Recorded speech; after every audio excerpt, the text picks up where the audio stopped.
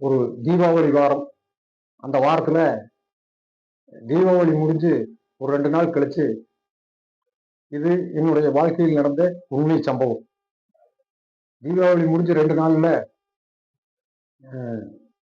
ஃப்ரெண்டுங்க 2 பேர் சேர்ந்துட்டு என்னையோட சேர்த்து 3 பேரா எங்காவது டூருக்கு எங்காச்சும் போலாம் அப்படின்னு சொல்லி ஐடியா பண்ணோம்.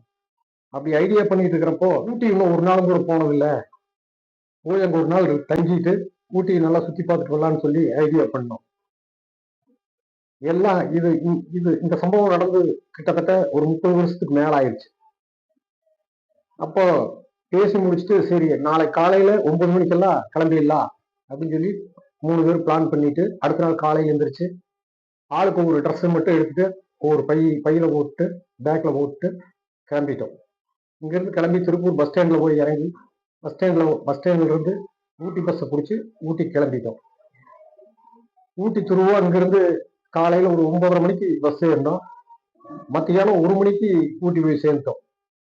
அங்க போய் சேர்ந்தோடனே பஸ் விட்டு இறங்கினோடனே அங்க ஒருத்தர் வந்து எங்களை பார்த்து கேட்டாரு, நீங்க ஏதாவது லாட்ஜில் ரூம் வேணுமா தங்கறக்கு அப்படின்னு சொல்லி. ஆமாங்க அப்படின்னு சொல்லி சொன்னோம். அவரு சரி பெரிய லாட்ஜா வேணுமா இல்ல சின்ன லாட்ஜா போதுமான்னு கேட்டாரு. நாங்க சும்மா சாதாரணமா இருந்தா போகுது, நம்ம லோ கிளாஸ் வேண்டாம் ஹை கிளாஸ் வேண்டாம்னு சொல்லி சொல்லிட்டோம். சரின்னு சொல்லி எங்களை கூட்டிட்டு போய் ஒரு லாட்ஜ்ல ரூமை காட்டினாங்க. ரூம் வந்து எங்களுக்கு தங்குற அளவுக்கு வசதியா இருந்தது. சரின்னு சொல்லி பேசி 3 பேருக்கு சேர்ந்து தங்கறதுக்கு அப்ப வந்து 300 ரூபாய் வாடகை. அவரு வந்து என்ன ரூமுடைய மேனேஜர் என்ன சொன்னாருன்னா, நீங்க இப்போ 1 மணிக்கு மேல வந்திருக்கிறீங்க, ஆனா நாளைக்கு மத்தியானம் 12 மணிக்கே நீங்க காலி பண்ணிடணும். அப்படி காலி பண்ணலீங்கன்னா 1 மணி நேரத்துக்கு 100 ரூபாய் வாடகை எச்சா வாங்குவோம் அப்படின்னு சொன்னாரு. சரி 12 மணி வரைக்கும் நான் சுத்தி பார்த்துட்டு 12 மணிக்குள்ளேயே நான் காலி பண்ணிக்கிறேங்கன்னு சொன்னோம். சரின்னு சொல்லிட்டு 300 ரூபாய் வாடகையும் எக்ஸ்ட்ரா 200 ரூபாயும் வாங்கிட்டு எங்களுக்கு ரூம் கொடுத்துட்டாங்க. பேக்கெல்லாம் வச்சு போட்டு சரி பசியாச்சு மத்தியானம், சரி போய் சாப்பிடலாம்னு சொல்லிட்டு 3 பேர் கீழிறங்கி வந்தோம். கீழிறங்கி வந்து ஹோட்டல் ஒன்று பார்த்து நடுத்தரமான ஹோட்டலை பார்த்து சாப்பிட்றதுக்கு போனோம். அங்க சாப்பாடுக்கு போனோன்னு அங்க வந்து சாப்பாடும் இருந்தது, பிரியாணியும் இருந்தது. சரி என்ன சாப்பிடலாம்னு சொல்லி 3 பேர் யோசனை பண்ணிட்டு இருக்கும்போது 2 பேர் என்ன பண்ணாங்க, நாங்க சாப்பாடு சாப்பிட்றோம்னாங்க. நமக்கு நான் என்ன பண்ணேன், சரி எப்பவுமே சாப்பாடு தானே சாப்பிட்றோம், இன்னைக்கு ஒரு நாளைக்கு பிரியாணி சாப்பிட்டா போகுது அப்படின்னு சொல்லிட்டு நான் பிரியாணி சாப்பிட்டேன். சாப்பிட்டு முடிச்சுட்டு பில் எல்லாம் கொடுத்துட்டு மறுபடியும் ரூமுக்கு போய் ஒரு 1/2 மணி நேரம் அங்கே ரெஸ்ட் எடுத்துட்டு மறுபடியும் சரி இந்நேரத்துல இருந்து இங்கேயே இருக்கணும், அப்படியே எங்காச்சும் பக்கத்துல போய் சுத்தி பார்த்து வரலாம்னு சொல்லிட்டு கீழே இறங்கி வந்து ரேஸ்கோர்ஸ் குதிரை பந்தயம் நடக்கும்ல அந்த மைதானத்துல போய் சுத்தி பார்த்து வரலாம்னு சொல்லிட்டு பக்கமா இருந்தது. சரின்ட்டு அங்க சுத்தி பார்க்கறதுக்கு போயிட்டோம். அங்க போய் சுத்தி பார்த்துட்டு அப்படியே ஒரு ரவுண்ட் அடிச்சுட்டு திரும்பி வரும்போது மணி சாயங்காலம் 5-5:30 ஆயிடுச்சு. குளிர் தாங்க முடியல. நாங்க ஊட்டி எப்படி இருக்குன்னு தெரியாதனால எந்த ஏற்பாட்டோடையும் போகல. அப்புறம் சரி நம்ம ரூமுக்கே போயிடலாம் அப்படின்னு சொல்லிட்டு மறுபடியும் ரூம்ல வந்து போர்வை போத்திட்டு அங்கேயே உட்காந்துட்டு நான் பேசிட்டு போயிட்டு இருந்தோம். அப்புறம் மணி ஒரு 7-7:30 ஆச்சு. சரி டிஃபன் போய் சாப்பிட்டு வந்துட்டு படுத்துக்கலாம்னாங்க. மத்தியானம் சாப்பிட்டதே ஒரு மதமதப்பா இருந்ததுனால நான் எனக்கு டிஃபன் வேண்டாம் நீங்க போய் சாப்பிடுங்க அப்படின்னு சொல்லிட்டு நான் அவங்க ஊர் சும்மா போயிட்டு வந்தேன். அவங்க டிஃபன் சாப்பிட்டு வந்தாங்க. வந்து எல்லாருமே மறுபடியும் ரூமுக்கு வந்து தங்கிட்டோம். நைட் எல்லாம் படுத்து தூங்கிட்டோம். படுத்து தூங்கினதுக்கு அப்புறம் திடீர்னு காலையில ஒரு மணி 3:30 இருக்கு. 3:30 மணி இருக்கு. எனக்கு லேசா வயிற்று வலி ஆகிற மாதிரி இருந்தது, வயிற்றை கலக்கிற மாதிரி இருந்தது. அப்புறம் சரி அவங்க நல்லா தூங்கிட்டு இருந்தாங்க 2 பேரும். சரின்ட்டு நான் எந்திரிச்சு பாத்ரூம் போயிட்டு வந்துட்டு மறுபடியும் வந்து படுத்துட்டேன். ஆனா தூக்கம் வரல. வெகு நேரமாயி மணி 5:30 பக்கம் ஆயிடுச்சு. 5:30 ஆன பிறகு மறுபடியும் லேசா வயிற்று வலியாச்சு. வயிறெல்லாம் ஒரே கடகடன்னு ஒரே சவுண்டு. சரின்னு மறுபடியும் பாத்ரூம் போய் போட்டு மறுபடியும் வந்து துக்கிட்ட போச்சு உட்காந்துட்டேன். ஒரு 6:30-7 மணியாட்டம் எல்லாரும் எழுந்திரிச்சு மூஞ்சி கழுவிட்டு சரி டீ சாப்பிடலான்ட்டு எல்லாரும் டீ சாப்பிட போனோம். நானும் போய் டீ சாப்பிட்டேன், அவங்க டீ சாப்பிட்டாங்க. சாப்பிட்டு வந்து மறுபடியும் ரூம்ல வந்து பல்லெல்லாம் விளக்கிட்டு குளிக்கலாம் முடியாது அந்த கூர்ல. சும்மா மூஞ்சி கழுவிட்டு ட்ரெஸ்ஸை மாட்டிட்டு சரி சுத்தி பார்க்க போலான்ட்டு எங்க போலான்னு பார்க்கலான்னு யோசனை பண்ணிட்டு இருக்கும்போது அந்த லாட்ஜ்காரரே சொன்னாரு, இங்கேயே ஒரு 8:30-9 மணிக்கு ஒரு வேன் வரும், அந்த வேன்ல போனீங்கன்னா ஒரு ஆளுக்கு 200 ரூபா, கிட்டத்தட்ட ஒரு 10 இடமாட்ட சுத்தி காட்டுவாங்க, நீங்க அப்படி போறமா தான் சொல்லுங்க வேனை வர சொல்றேன், வேன் இங்க வந்து கூட்டிட்டு போவாங்க சுற்றுலா வேனு அப்படின்னாரு. அப்புறம் நாங்க யோசனை சாயங்காலம் வரைக்கும் சுத்தி காட்டுவாங்களாமா. அப்புறம் நம்ம மத்தியானம் 12 மணிக்கே லாட்ஜை காலி பண்ணோன்னு அந்த வேன்ல போனோம்னா குழுவாயிருமில்ல, வேண்டான்னு சொல்லிட்டு நாங்களே பாத்துக்கிறோங்க அப்படின்னு போட்டு வந்துட்டு வெளியில் வந்தோடனே ஒரு பெட்டி கடையில அந்த ஊட்டியினுடைய சுற்றுலா தலங்கள் எங்கெங்க இருக்குது அப்படிங்கிற ஒரு புஸ்தகம் ஒன்று இருக்குது. கைடு புஸ்தகம்னு சொல்லுவாங்கன்னு நினைக்கிறேன். அந்த புத்தகத்தை வாங்கி பார்த்தோம், எங்கெங்க போகலாம், எங்கெங்க பக்கமா இருக்குது அப்படின்னு சொல்லிட்டு நான் பார்க்கும்போது எங்களுக்கு தெரிஞ்ச மாதிரி தொட்டபெட்டா, ரோஜா கார்டன், போட் ஹவுஸ் கார்டன் ஒண்ணு. சரி, இந்த நாளையும் பார்த்தோம்னாலும் நம்மளுக்கு சரியா இருக்கு அப்படின்னு ஐடியா பண்ணிட்டு அவர் பஸ் ஸ்டாண்ட் வந்து ஃபர்ஸ்ட் பஸ் வந்து 8:30 மணிக்கு இதுக்கு போகும் தொட்டபெட்டா. அங்க பஸ் ஏறிட்டோம். தொட்டபெட்டாவுக்கு வந்து கிட்டத்தட்ட காலையில 8:30 மணில இருந்து பஸ்ன்னு சொல்லியிருந்தாங்க. அதனால நாங்க நேரத்திலேயே கொஞ்சம் வந்து பஸ் பிடிச்சி தொட்டபெட்டா போயிட்டோம். தொட்டபெட்டா போய் இறங்கின உடனே அங்க சுத்தி பார்க்கறதுக்கு எனக்கு மனசு இல்லை. ஏன்னு கேட்டீங்கன்னா, எனக்கு காலையில இருந்து ஒரு 5-6 தடவைக்கு மேல வயிற்றுப்போக்காயி வயிற்று வலியாகி ரொம்ப சிரமப்பட்டேன்.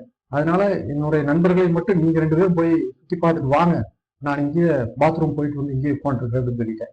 அவங்க 2 பேரும் போயிட்டாங்க. போயிட்டு அவங்க ஒரு 1/2 மணி நேரம் 3/4 மணி நேரம் மட்டும் சுத்தி பார்த்துட்டு திரும்பி வந்தாங்க. மறுபடியும் அடுத்த பஸ்ஸில் ஏறி திரும்பி வரும்போது வர்ற வழியில தான் ரோஜா பூங்கா இருக்கு, அங்க வந்து இறங்கணும். அங்க வந்து இறங்கும் போதும் அதே மாதிரிதான் என்னால தாங்க முடியல. ஏன்னா காலையில இருந்து திருப்பி திருப்பி பாத்ரூம் போயிட்டு வந்துட்டே இருந்ததுனால ரொம்ப டயர்ட் ஆகி போச்சு. டயர்ட் ஆனதுனால சரி ரோஜா பூங்காவை வந்து நீங்களே சுத்தி பார்த்துட்டு வாங்க, நான் இங்கேயே உட்காந்துருக்கேன்னு சொல்லி அவங்கள பூரா சுத்தி பார்த்துட்டு வர சொல்லிட்டு நான் அதை ஒரே இடத்துல உட்காந்துட்டேன். அவங்க போய் சுத்தி பார்த்துட்டு திரும்பி வந்தாங்க. திரும்பி வந்ததுக்கு அப்புறம் அங்கிருந்து ஒரு ஆட்டோவை பிடிச்சி ஆட்டோ ஏறி கார்டன் வந்தோம். நாங்க முதல் போறோம். நல்லாவே அருமையா இருந்து எல்லா இடமும் பார்க்க வேண்டிய இடங்கள, ஆனா என்னால பார்க்க முடியல. என்னுடைய உடல்நிலை வந்து சரியில்லாத போயிடுச்சு. அங்க வந்து கார்டன் வந்தோடனே உள்ள டிக்கெட் வாங்கிட்டு உள்ள போனோடனே நான் ஒரே சொல்லிட்டேன், என்னால சுத்த முடியாது, நீங்க போய் சுத்தி பார்த்துட்டு வாங்க, நான் இந்த இடத்துல உட்காந்துட்டு இருக்கேன், நீங்க வந்து பிக்கப் பண்ணிக்கன்னு சொல்லிட்டு அங்கேயும் போய் பாத்ரூம் போயிட்டு மறுபடியும் வந்து நான் அந்த குறிப்பிட்ட இடத்துல உட்காந்துட்டேன். அவங்க கோயிலாம் சுத்தி பார்த்துட்டு வந்துட்டு என்னை கூட்டிட்டு வந்தாங்க. கூட்டிட்டு வந்ததுக்கு பிறகு அங்கிருந்து நடந்தே வந்து இதுக்கு போனோம், போட் ஹவுஸ். போட் ஹவுஸ்ல போய் அதே மாதிரிதான் ஒரு போட்டை வாடகைக்கு பிடிச்சி போட்ல போகலான்னு சொல்லி பேசிட்டு இருக்கும்போது அங்கேயும் நான் இதையவே சொல்லிட்டேன், என்னால வர முடியாது, வந்தா இடைஞ்சலா போயிடும் உங்களுக்கு சேர்ந்து, நீங்க 2 பேர் நிம்மதியா போயிட்டு வாங்கன்னு சொல்லிட்டு நான் அங்கேயே உட்காந்துட்டேன். அவங்க 2 பேர் போயிட்டு வந்தாங்க. போயிட்டு சுத்திட்டு 3/4 மணி நேரம் கிட்டத்தட்ட ஆயிடுச்சு. வரும்போது திரும்பி மறுபடியும் வரும்போது மணி பார்த்ததுன்னா 12:30க்கு மேல ஆகி போச்சு. நீங்க கணக்குப்படி ரூம்ல வந்து 12 மணிக்குள்ள காலி பண்ணணும். காலி பண்ணா மட்டும்தான் அந்த 300 ரூபா வாடகை. அதுக்கு மேல ஆச்சுன்னா 1 மணி நேரத்துக்கு 100 ரூபா வாடகைன்னு லாட்ஜ்காரர் ஏற்கனவே சொல்லியிருக்காரு. சரின்னு சொல்லிட்டு பார்த்தா மணி 12:30 ஆயிடுச்சு. சரி எப்படி இருந்தாலும் ஒரு 100 ரூபாய் எக்ஸ்ட்ரா போயிரு, பரவாயில்ல வாங்கன்னு சொல்லிட்டு மறுபடியும் லாட்ஜ்ல வந்து காலி பண்ணிட்டு திரும்பி வந்து ஒரு மெடிக்கல்ல வந்து எனக்கு இந்த மாதிரி நேற்று நைட்டுல இருந்து 3:30 மணில இருந்து இந்த மாதிரி வயிற்று போக்கா போச்சு, என்னால ஒண்ணுமே பண்ண முடியல, என்ன பண்றதுன்னு தெரியல, ஏதாவது மாத்திரை இருந்தா கொடுங்கன்னு சொல்லி கேட்கும்போது அவர் கேட்டாரு, காலையில் என்ன சாப்பிட்டீங்கன்னு கேட்டாரு. காலையில் நான் சாப்பிடவே இல்லைன்னு சொன்னேன். அப்புறம் நேற்று நைட் என்ன சாப்பிட்டீங்க, நைட்டும் சாப்பிடலன்னு சொன்னேன். அப்புறம் நேற்று மத்தியானம் கேட்டாரு, நேற்று மத்தியானம் பிரியாணி சாப்பிட்டேன் அப்படின்னு. அதுதான் உங்களுக்கு வயிற்றுக்கு ஒத்து வரல, அதனாலதான் இந்த மாதிரி பண்ணியிருக்குது, நீங்க ஒரு செட்டு மாத்திரை தர்றேன், அந்த மாத்திரையை சாப்பிட்டு நீங்க பஸ் ஏறி ஊருக்கு போய் ஊசி போட்டுருங்க, டாக்டரை பார்த்து ஊசி போட்டுருங்க, அப்போ சரியாகு அப்படின்னு சொல்லிட்டாரு. இந்த மாத்திரையை வந்து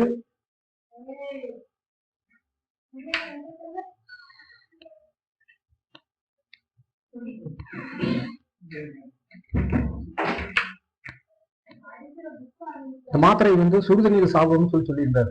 ஒரு டீ கடையில வந்து சுடுதண்ணி வாங்கி அதை சாப்பிட்டு நேராக பஸ் ஸ்டாண்ட் வந்து பஸ்ஸை பிடிச்சோம். பஸ்ஸை பிடிக்கிறதுக்கு வரும்போது பார்த்தீங்கன்னா திருப்பூர் வர்றதுக்கு பஸ் இல்லை, ஈரோடு வண்டி தான் இருந்தது. ஈரோடு வண்டியில ஏறி அவனாசி போய் இறங்கிக்கலாம் அப்படிங்கிற திட்டத்துல அந்த பஸ்ல ஏறிட்டோம். அந்த பஸ் ஏறி கிட்டத்தட்ட மேட்டுப்பாளையம் வர்ற வரைக்கும் அந்த மாத்திரை சாப்பிட்டதுனால எந்த பிரச்சனையும் இல்லை.